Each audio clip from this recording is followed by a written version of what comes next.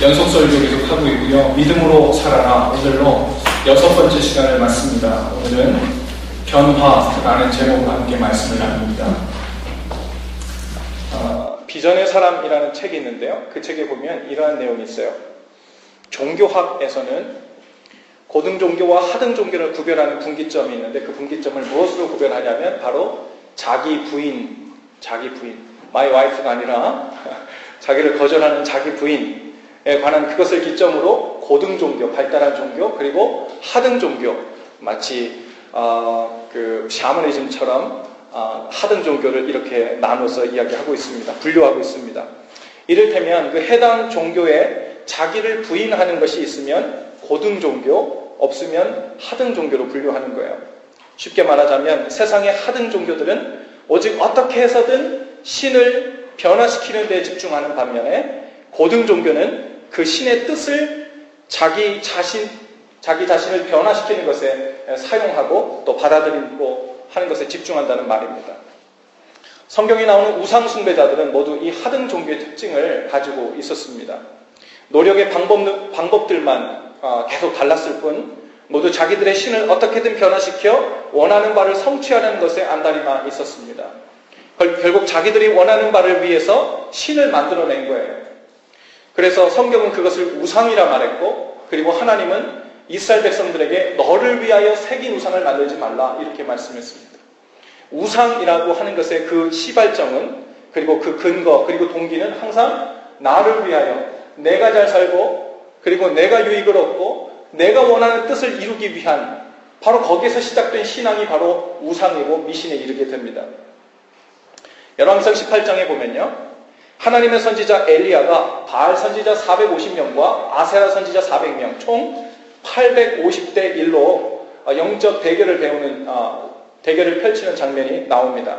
갈멜산 꼭대기에 제단을 만들고 그 위에 제물을 벌려놓은 후에, 그리고 그곳에 불을 붙이지 않고요, 그리고 바알 선지자들이, 그리고 엘리야가 하늘 하나님께 각 신에게 기도를 올려서 하늘에서 불이 내려서 그 제단을 태우는, 그것으로 누가 진짜 신인지를 가늠하자. 그리고 거기서 850대 1로 하나님의 선지자 엘리야가 거기서 대결을 펼치게 됩니다. 먼저 바알 선지자들이 기도합니다. 처음에는 그냥 바알의 이름을 부르면서 하늘에서 불을 내려달라고 이야기해요. 그런데 응답이 있어요, 없어요? 아무 응답도 없어요. 그랬더니 불러도 아무 응답이 없자 그 사람들이 그 다음 취하는 행동은 제단 주위를 뛰놀기 시작해요. 댄스도 추고 시끄럽게 하고 북과 서구도 치었겠죠. 왜 그렇게 했을까요? 바로 자기들이 부르고 있는 그 신의 이목을 집중하려고 하는 거예요. 우리가 바알 신이요, 우리 불을 내려달라고 이야기하는 것을 혹시 못 들었나? 혹 우리가 부르는 이 목소리가 너무 작은가 싶어서 소리를 더 크게 춤을 추면서 요란하게 만들면서 바알신이 다른 데 보지 않고 우리에게 시선을 집중할 수 있도록 그렇게 만들기 위해서 춤을 추고 있는 겁니다. 그런데 그래도 아무런 응답이 없는 거예요. 그랬더니 엘리야가 그들을 향해 조롱하며 말합니다. 너희 신은 지금 잠시 외출 중이냐? 아니면 낮잠이라도 자고 있는 중이냐? 왜 아무런 응답이 없느냐? 그러자 이 바알 선지자들은 또다시 이제 더 강화해서 자기들의 노력과 자기들의 열심을 그 신에게 표출합니다. 28절에 바울 선지자들이 어떻게 했냐고 표현되냐면 더욱 큰 소리로 그들의 신의 이름을 불렀다고 그래요. 그리고 나서 칼과 창으로 급기야는 자기 몸을 상하게 하면서 피를 내기 시작했다 그거예요. 자기들의 열심과 자기들의 간절함을 그런 식으로 점점 더 강도 있게 표현해 나가면서 자기들의 신이 자기들의 기도 제목을 들어줄 수밖에 없도록 만들어가는 것.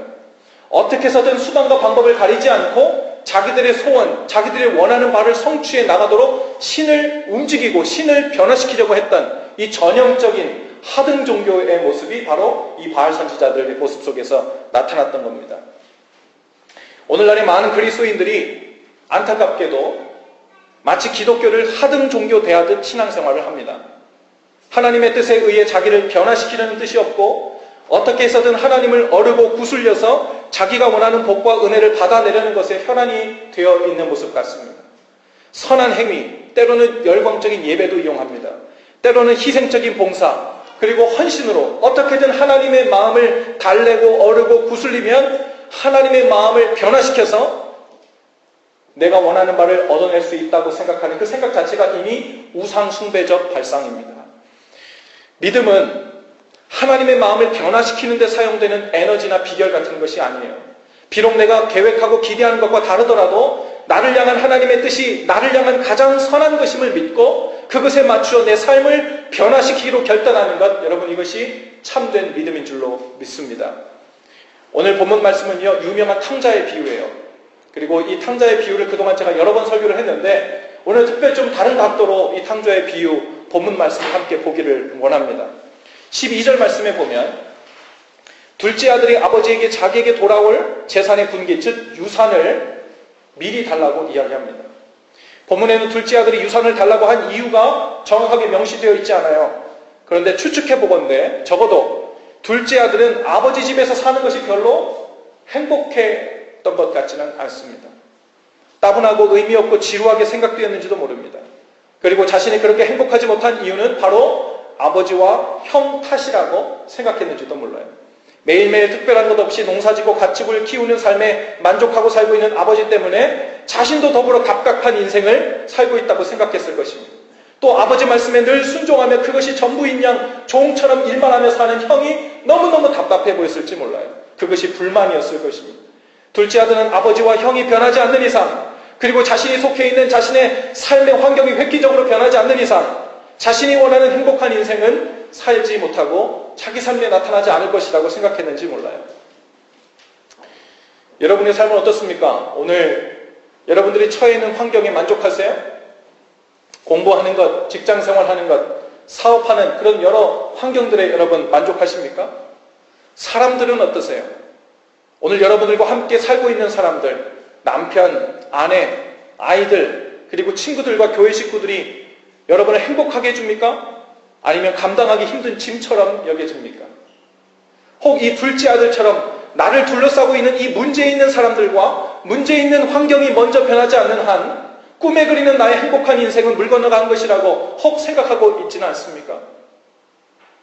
아마도 본문에 나오는 둘째 아들이 하나님께 기도했다면 아마 새벽 기도마다 나와서 이렇게 하나님께 기도했을 거예요. 제발 답답한 우리 형과 아버지 좀 변화시켜 주세요.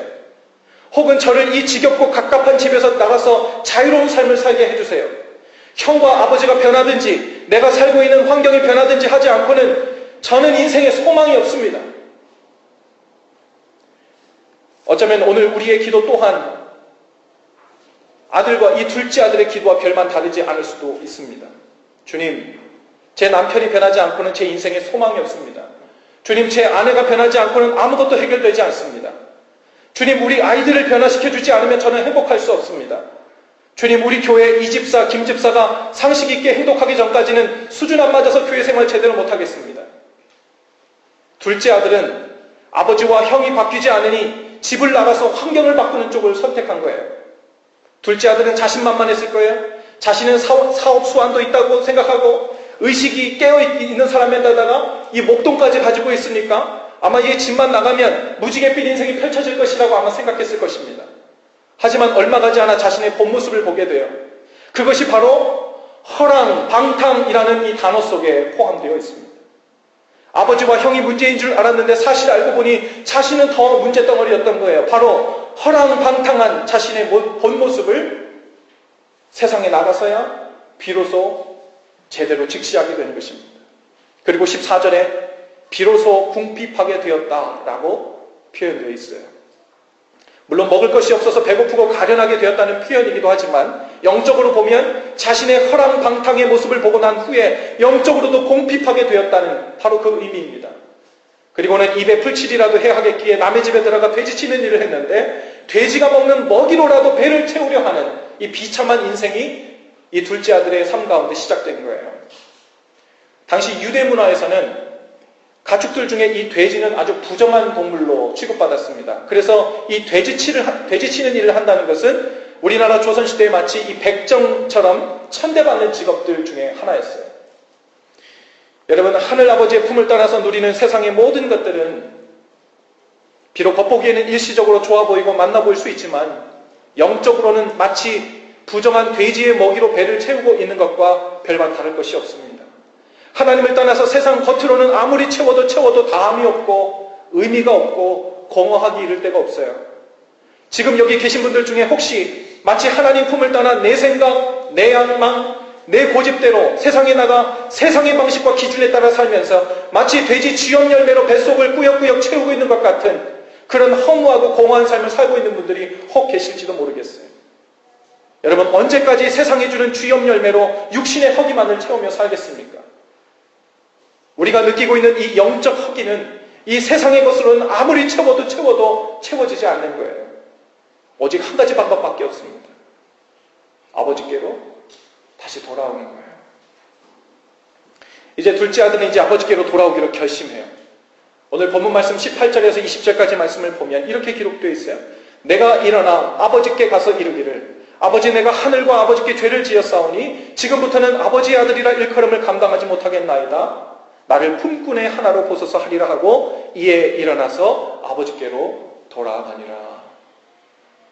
아버지와 형이 문제가 아니라 결국 자기 자신이 가장 문제였음을 깨달은 탕자는 이제 아버지께로 돌아가기로 결심합니다. 그리고 이제는 아들로서가 아니라 품꾼의 하나, 즉 종들 중 하나로만 취급받고 살아도 천만다행이지, 감사한 일이지, 은혜지, 이런 마음으로 지금 아버지께로 다시 돌아갈 마음을 품게 된 거예요. 무슨 말이에요? 이제는 모든 환경과 사람들에 대한 불평과 불만, 비난을 멈추고 아버지 집에서 함께 살 수 있는 것만으로도 은혜로 여기고 살 준비가 이제 된 겁니다. 오늘 우리는 이 둘째 아들의 마음의 단계 중에 어느 단계에 여러분 와 있습니까? 아버지와 아들 그리고 환경 탓을 하면서 만일 이들을 변화시켜 주지 않으시면 내 방식으로라도 무슨 수를 내든 무슨 수를 쓸 수밖에 없다는 태도로 주님 앞에 서 있지는 않습니까? 사람들과 환경을 변화시켜 달라고 하나님께 그렇게 구했는데도 적절한 응답이 없어 여러분 혹시 하나님께 실망하셨어요? 정말 믿는 마음으로 구했다고 생각했는데도 응답이 없다 보니까 도대체 이 믿는 마음으로 구한다는 말의 이 정의가 무엇인가에 그거에 대해서 혹시 혼란스러워지고 있습니까? 애초에 사람들과 환경을 변화시켜달라는 그 큰 믿음으로 주님께 구한 것이 맞다면 하나님께서 그 기도를 듣고도 침묵하시는 것에는 그럴 만한 이유와 섭리가 있을 것이라는 데에는 왜 믿음이 이르지 못합니까? 이유는 오직 한 가지뿐이에요. 아직도 이 믿음이라는 것을 하나님을 변화시키고 주위 사람들을 변화시키는 용도로만 사용할 뿐 정작 나를 변화시키는 용도로는 사용하고 싶지 않은 것입니다. 아직도 다른 사람의 어이없는 실수와 상식 밖의 행동과 말들만 누군가 귀에 들어올 뿐 자기 자신의 허랑방탕한 본 모습과 제대로 직면하지 못했기 때문입니다. 오늘 본문 말씀에 보면 한 가지 의문이 생기는 내용이 하나 있어요. 아버지가 둘째 아들의 허무맹랑한 요구를 아무 대꾸도 없이 바로 들어주었다는 거예요. 아버지가 죽기도 전에 유산을 달라는 아들의 이런 무례한 요구에도 아버지가 아무 말도 거기에 붙이지 않고 몫을 나누어서 주었다고 기록하고 있어요. 얼굴 긁혔다. 이놈 괘씸한 놈 어떻게 아빠가 이렇게 멀쩡히 살아있는데 이럴 수가 있어? 그런 말도 없어요. 형님도 가만히 있는데 네가 어떻게 이럴 수 있어? 이런 말도 없었어요. 아마도 아버지는 그 일이 결국 어떻게 결론이 날지를 이미 알고 있었을 것입니다. 허랑방탕한 아들의 모습을 알고 있는 아버지는 곧 그 일이 아들에게 고난이 되고 고통이 될 줄을 이미 알고 있었을 것입니다. 아버지의 본 마음은 아들의 요구를 무조건 다 들어주어서 마마보이가 아니라 파파보이가 되도록 만드는 것이 아니고요. 재산을 나눠주는 일이 아들을 더 큰 고난과 고통, 비참함 속으로 몰고 들어갈 것을 알고 있었지만 그 둘째 아들이 그 일을 통해 다시 자신의 참모습을 보고 아버지 품으로 변화되어 돌아올 수 있다면 평생 모은 재산의 절반이 아니라 전부라도 허비할 준비가 되어 있는 것이 바로 그 아버지였습니다. 마치 하나님께서 우리로 하여금 회개하고 돌아오게 하기 위해서 독생자 예수님 즉 하나님의 전부를 아낌없이 십자가에서 허비하여 주셨던 것처럼 그렇습니다. 하나님은 이스라엘 백성을 광야로 데리고 들어가 40년을 방황하셨는데 그 이유도 비슷합니다. 하나님이 이스라엘 백성을 고생시키려고 했던 것이 아니라 하나님의 말씀을 따라 사는 연습, 하나님의 은혜만 구하고 은혜만 바라보며 살아야 제대로 살게 된다는 바로 그것을 깨닫게 하기 위해서 그런 백성으로 변화시키기 위해서 하나님께서는 이스라엘 백성을 한 달이면 족한 그 거리를 가나안 땅을 40년 동안이나 광야에서 이러한 저러한 일을 겪으면서 하나님의 말씀을 의지하고 하나님의 기적을 봐가면서 살도록 훈련시키신 것입니다. 신명기 8장 3절에서 하나님께서는 직접 이렇게 말씀하세요. 너를 낮추시며 너로 줄이게 하시며 또 너도 알지 못하고 내 열조도 알지 못하던 만나를 내게 먹이신 것은 사람이 떡으로만 사는 것이 아니요 세상에 쥐염 열매 먹고 사는 것이 아니라 여호와의 입으로 나오는 모든 말씀으로 사는 줄을 너로 알게 하려고 그랬다는 것입니다. 두 번째로, 혹시 우리들 중 어떤 분들은 지금 마음으로 이미 하나님을 떠나 세상 속에서 자기 식으로 살다가 비참한 상황에 처해 있는 것 같은 분들도 혹 있을지 모르겠어요. 마치 맛없는 쥐염 열매로 배를 채우듯 세상에 아무리 좋은 것들을 사고 먹고 누려도 채워지지 않는 이 영적 목마름과 허기로 인해 고통당하고 있는 분들입니다. 그러고도 아마 이렇게 기도할 거예요. 주님, 언제까지 저를 이 돼지우리 같은 곳에 방치하실 것입니까? 하나님이 살아계시다면 제가 당하고 있는 이 고난과 고민 그리고 이 고통은 웬일입니까? 그러면서 하나님께 어쩌면 따지려 들려고 할지도 모르겠어요. 여러분, 하나님은 선하신 분이십니다. 여러분 믿으십니까? 하나님은 선하신 분이세요. 그래서 우리에게 좋은 것을 주시는 것이 맞습니다. 그런데 때로는 하나님께서 선하시기 때문에 우리를 근심케도 하십니다. 우리를 근심케 하시고 고생하게 하시는 것은 하나님의 본심이 아니시래요. 예레미야 애가 3장 22절 33절에 보면 이렇게 고백해요. 저가 비록 근심케 하시나 그 풍부한 자비대로 긍휼히 여기실 것입니다. 주께서 인생으로 고생하며 근심하게 하심이 본심이 아니시로다. 자식이 부모의 본심을 알아들을 수 있어야 성숙한 자녀이죠.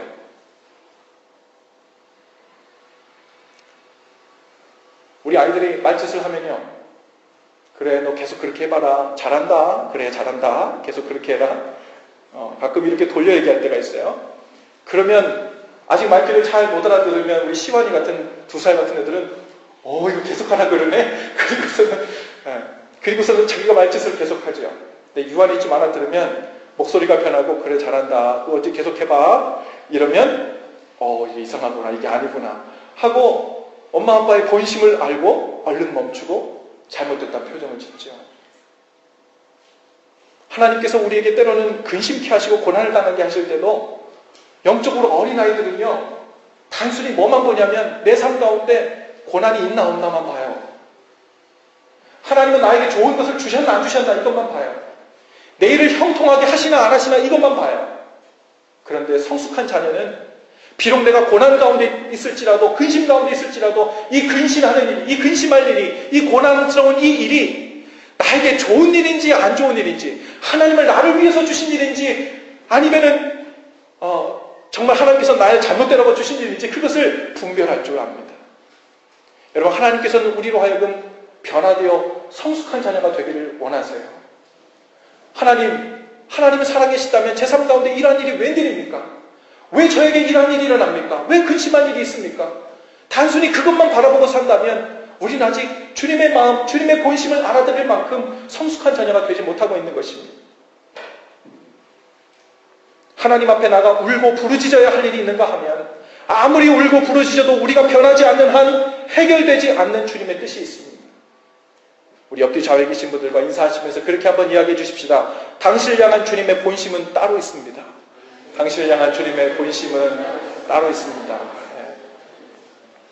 여러분, 우리가 지금 어떤 상황과 형편에 처해 있든지 주님께서 함께 계시고 또한 우리의 기도를 한마디도 놓치지 않고 다 듣고 계신 주님을 정말로 믿는다면 불평과 불만이 나올 수가 없어요. 믿음이 없으면 오직 마음에 안 드는 사람들과 상황들을 어떻게든 변화시켜 자신의 불편한 마음을 달래려고만 합니다. 그것이 마치 영적으로 어린아이들의 아주 전형적인 증상이에요. 진정으로 주님을 신뢰한다면 오늘 내가 처한 이해 안 되는 상황과 관계들 가운데에서도 내가 어떻게 주님 앞에서 반응할까를 먼저 생각합니다. 내가 어떤 면에서 더 변해야 할까를 먼저 묻습니다. 이 일을 통해 저로 하여금 깨닫게 하시는 것이 무엇입니까? 하고 그것을 먼저 주님께 묻게 되어 있죠. 믿음으로 인한 자신의 변화에 늘 초점을 두고 있는 사람, 그 사람은 마음에 안 드는 사람은 상황과 형편 그리고 사람들의 수준과 댐댐이에 의해 휘둘리거나 영향받지 않습니다. 오직 하나님 앞에서 독대하여 행동합니다. 하나님만 의식하고 반응합니다. 그리고 하나님으로부터 받은 위로와 칭찬만을 만족으로 삼습니다. 제 한 지인 목사님께서 페이스북에 하나님의 일 그리고 교회 일, 이것에 대한 차이점에 대해서 간단한 짧은 글을 하나 올리셨는데 인상적이어서 제가 여러분과 좀 함께 나눠보려고 가지고 왔는데요. 첫 번째는 하나님의 일, 물음표. 하나님의 일. 하나님을 위해 하는 일에는 늘 감사와 기쁨이 넘쳐서 돕는 이 없이 해도 나 홀로 주님 섬겨 뿌듯하고 너만은 내 곁에 남았구나 바라봐 주시는 주님 눈길 독점하니 황송한 마음뿐입니다.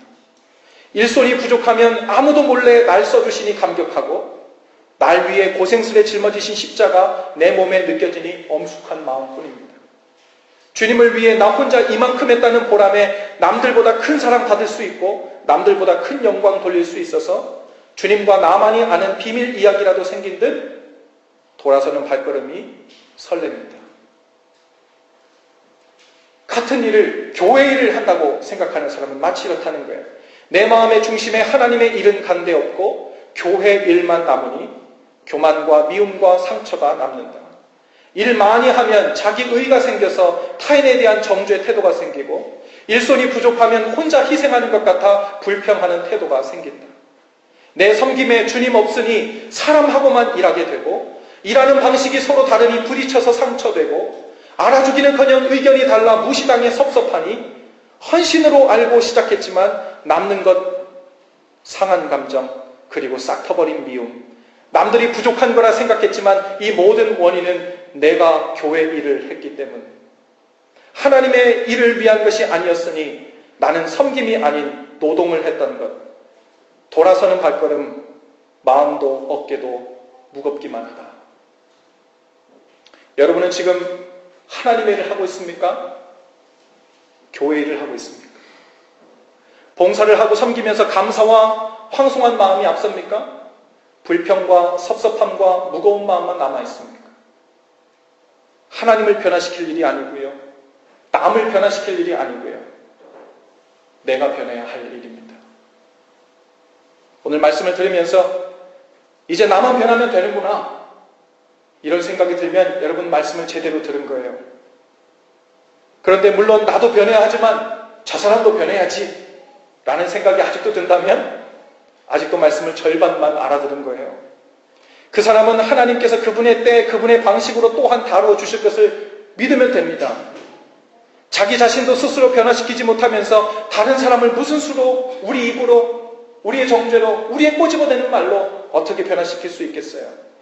그러니 다른 사람의 변화 속도나 됨됨이는 우리의 상관할 바가 아니에요. 오직 기도만 해주면 됩니다. 그리고 그 사람도 하나님의 방식과 속도로 신실하게 만져주고 계시다는 믿음을 가져야 합니다.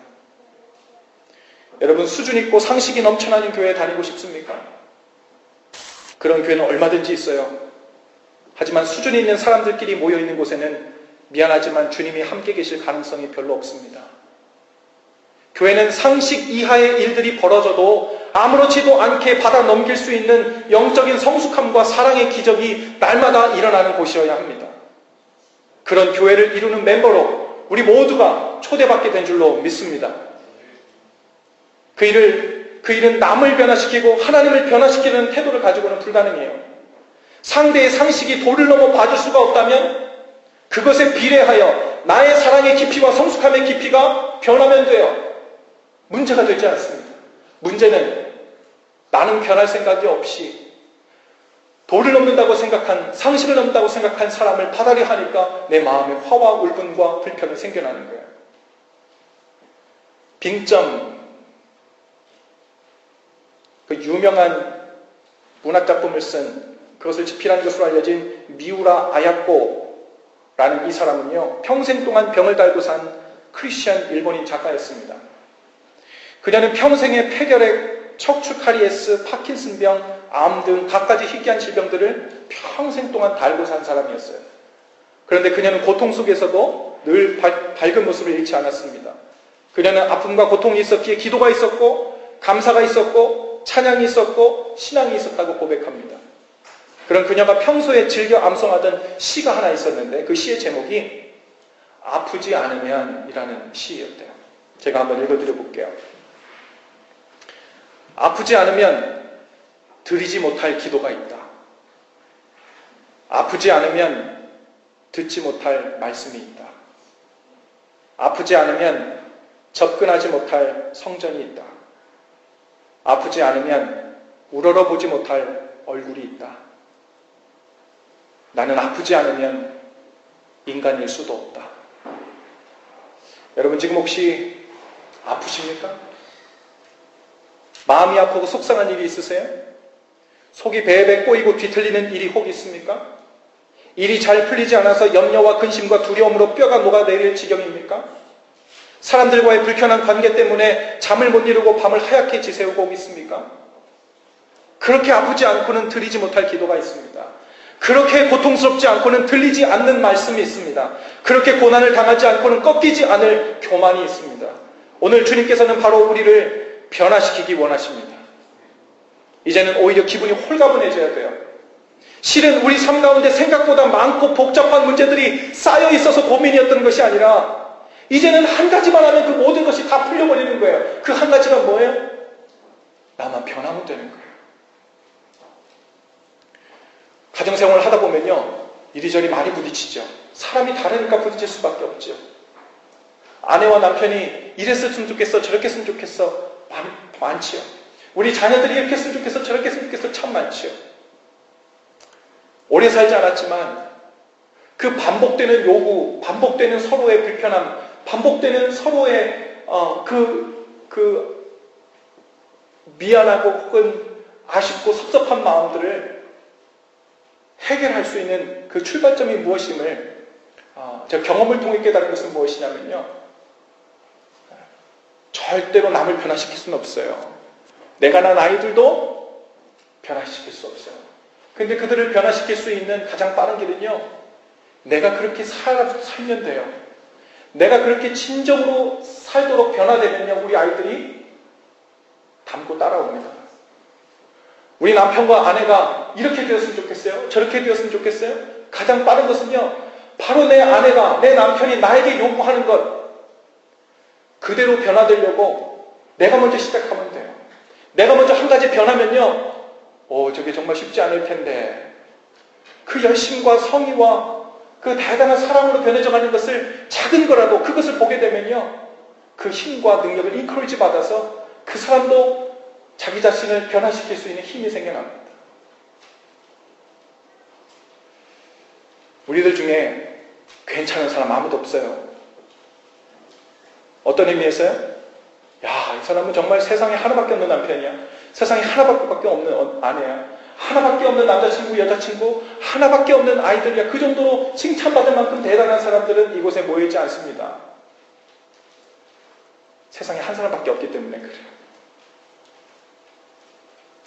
우리는 모두 함량 미달인 삶부터 시작하는 거예요. 근데 함량 미달인 사람들이 서로를 향해서 당신은 이래서 함량 미달이야, 당신은 이래서 함량 미달이야, 아직도 멀었어, 그 얘기만 하고 있느라고요, 정죄와 비판과 서운함과 이 갈등의 골만 자꾸 깊어지는 거예요.